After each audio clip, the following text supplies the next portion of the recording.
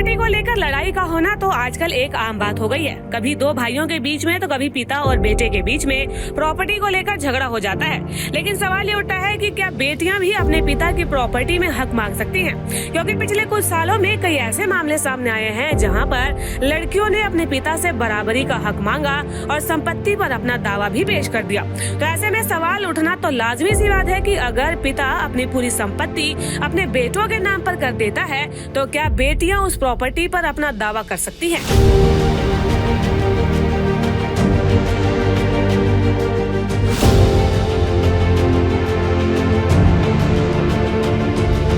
भारत में property rights in India के तहत संपत्ति के अधिकारों पर समय समय पर कई अहम बदलाव हुए हैं। पहले बेटियों को पिता की संपत्ति में समान अधिकार नहीं दिया जाता था, लेकिन साल 2005 में हिंदू उत्तराधिकार अधिनियम में हुए संशोधन ने इस तस्वीर को ही बदल दिया। अब बेटियों को भी पैतृक और सेल्फ अर्न्ड संपत्ति में बेटों के बराबर हक मिलता है।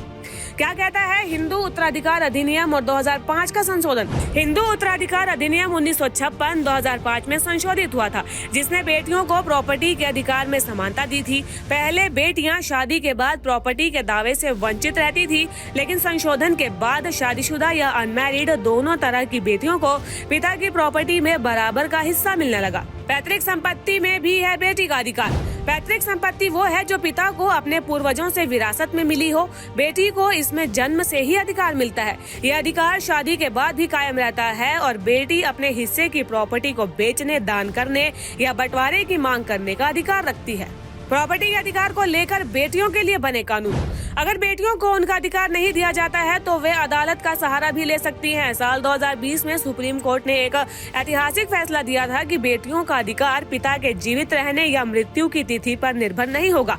प्रॉपर्टी राइट्स इन इंडिया में बदलाव ने बेटियों के अधिकारों को मजबूती दी है। साल 2005 के संशोधन के बाद बेटियां भी बेटे के समान प्रॉपर्टी में हिस्सेदार मानी जाती है। यह अधिकार बेटी के जन्म से लागू होता है और शादी के बाद भी कायम रहता है। शादी के बाद बेटियों के क्या है अधिकार? शादी के बाद भी बेटियों का अधिकार उनके पिता की प्रॉपर्टी पर बरकरार रहता है। 2005 के संशोधन ने सुनिश्चित किया कि शादीशुदा बेटियों को भी संपत्ति में बराबर का हिस्सा मिले।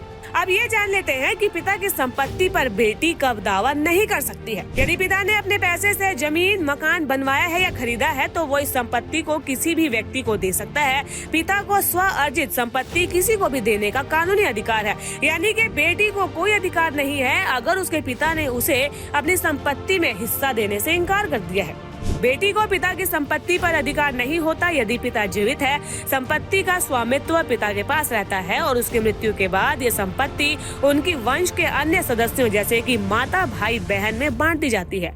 यदि पिता ने अपनी प्रॉपर्टी को उपहार के रूप में ट्रांसफर कर दिया है और उसे व्यक्तिगत या व्यापारिक उद्देश्य के लिए किसी बैंक, संगठन या अन्य व्यक्ति को सौंप दिया है तो बेटी को पिता की संपत्ति पर कोई हक नहीं होता है।